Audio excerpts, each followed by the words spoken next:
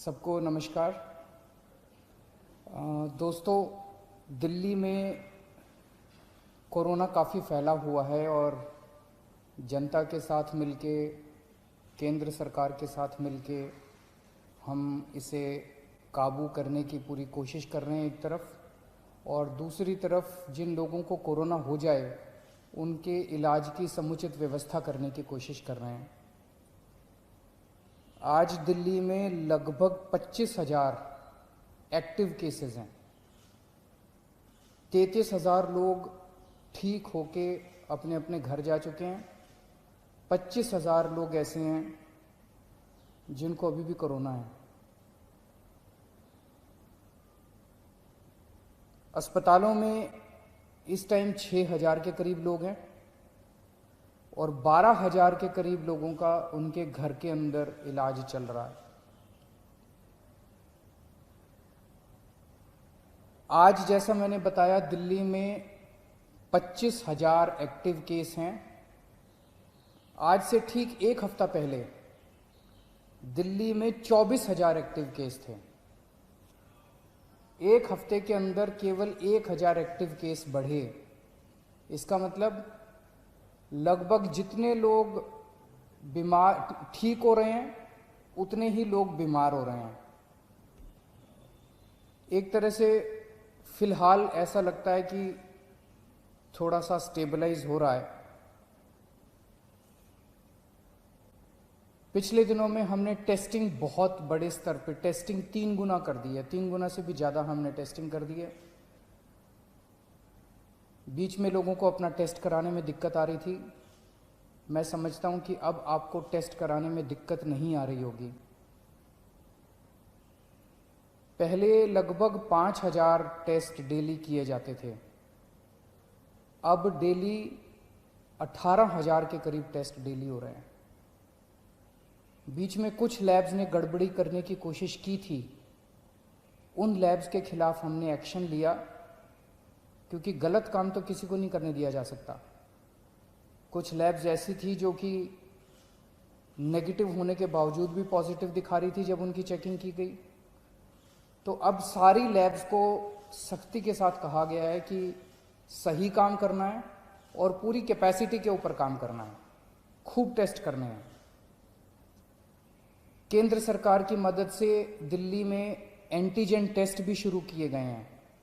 Antigen test rapid test होता है, 15 minute में, आधे घंटे में पता चल जाता है। तो इस टाइम दिल्ली के अंदर लगभग 18,000 टेस्ट डेली हो रहे हैं। मैं समझता हूं कि अब आपको अपनी टेस्टिंग कराने में कोई दिक्कत नहीं आएगी। जिन लोगों का इलाज हम घर पे करते हैं, जो लोग माइल्ड होते हैं, कम बुखार है, थोड़ी सी खांसी है या कोई सिम्टम नहीं है, ऐसे लोगों का इलाज उनके घर में ही रह के किया जाता है। उसमें हम डेली, हमारी टीम उनको फ़ोन करती है, उनसे हालचाल पूछती है, बुखार तो नहीं हुआ, और उनको एडवाइस देती है कि क्या क्या करना है। अब हम इसमें कोरोना में हमने देखा कि एक ही चीज़ की समस्या सबसे ज़्यादा होती है कि मरीज का ऑक्सीजन लेवल गिर जाता है, मरीज को सांस लेने में तकलीफ होती है, मरीज को ब्रेथलेसनेस होती है और मरीज को तुरंत ऑक्सीजन देने की ज़रूरत पड़ती है। अगर मरीजों को सही टाइम पे तुरंत ऑक्सीजन मिल जाए तो कई मरीजों को बचाया जा सकता है। तो इसके लिए अब हमने क्या किया है कि जितने अब होम क्वारंटाइन के केसेस होंगे, होम आइसोलेशन के, दिल्ली सरकार हर होम आइसोलेशन वाले केस को एक ऑक्सी पल्स मीटर देगी। आप उस पल्स मीटर को अपने घर रखिए, जब आप ठीक हो जाएं सरकार को वापस कर दीजिए 10 दिन के बाद। उस पल्स मीटर से आप हर घंटे में, 2 घंटे में आप अपनी ऑक्सीजन नापते रहिए।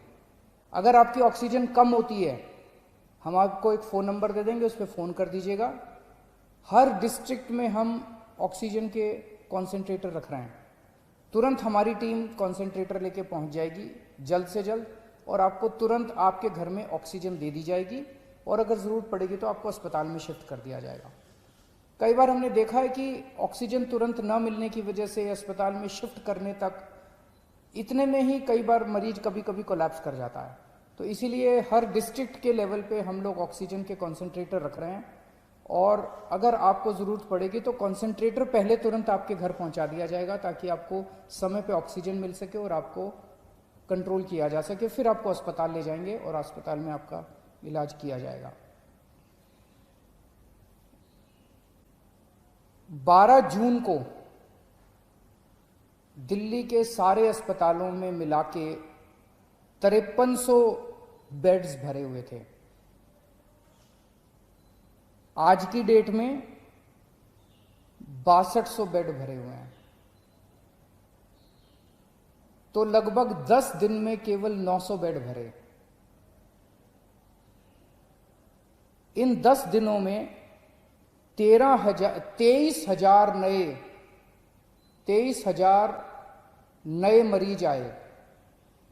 23,000 नए मरीजों में से केवल 900 बेड्स की ज़रूरत पड़ी, एक्स्ट्रा बेड्स की ज़रूरत पड़ी।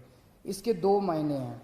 एक तो ये कि जितने लोग अस्पताल में एडमिशन ले रहे हैं उतने ही लोग लगभग ठीक होकर घर भी जा रहे हैं, और दूसरा ये कि जितने नए केस आ रहे हैं इनमें सीरियस केस बहुत कम है। माइल्ड केस और एसिम्टोमेटिक केस ज़्यादा हैं जिनका हम घर पे इलाज कर रहे हैं। सीरियस केस बहुत कम है जिनको अस्पतालों की ज़रूरत पड़ रही है। तो लगभग बेड्स की स्थिति ऐसी है कि डेली बेसिस पे 150 एक्स्ट्रा बेड्स की ज़रूरत पड़ती है। उतने बड़े स्केल के ऊपर बेड्स की फ़िलहाल ज़रूरत नहीं पड़ रही है, लेकिन फिर भी हम हाथ पे हाथ रखे नहीं बैठे। मुझे बेहद खुशी है कि आज की डेट में एक तरफ जहां 6200 बेड ऑक्यूपाइड हैं, 7000 बेड खाली हैं। बीच में थोड़ी सी बेड की मारामारी हुई थी, लेकिन हमने युद्ध स्तर के ऊपर सारे अस्पतालों से बात करके सरकारी अस्पतालों में, प्राइवेट अस्पतालों में आपके लिए बेड्स का इंतजाम किया है। आज की डेट में 7000 बेड्स खाली हैं। इस दौरान हमें केंद्र सरकार से काफ़ी सहयोग मिल रहा है। दिल्ली सरकार और केंद्र सरकार मिलके दिल्ली में कोरोना को काबू पाने की कोशिश कर रही हैं। ये समय राजनीति करने का नहीं है, ये समय आपस में लड़ाई झगड़े का नहीं है। अगर हम आपस में लड़ेंगे तो कोरोना जीत जाएगा, और अगर हम मिलके लड़ेंगे कोरोना से तो कोरोना को हरा सकते हैं। आज पूरा देश चाइना के खिलाफ 2 युद्ध लड़ रहा है।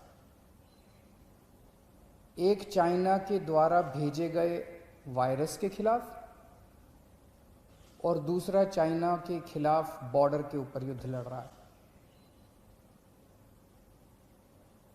वायरस के खिलाफ हमारे डॉक्टर, हमारे नर्स, ये सब युद्ध लड़ रहे हैं, और बॉर्डर के ऊपर हमारे सैनिक युद्ध लड़ रहे हैं।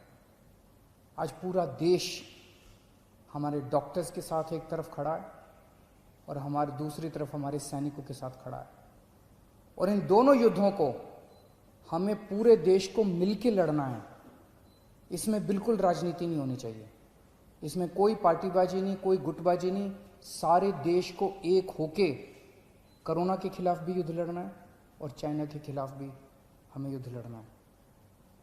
हमारे 20 जवान पीछे नहीं हटे, हम पूरे देश भी पीछे नहीं हटने वाला। जब तक हम जीत नहीं जाएंगे तब तक देश पीछे नहीं हटेगा।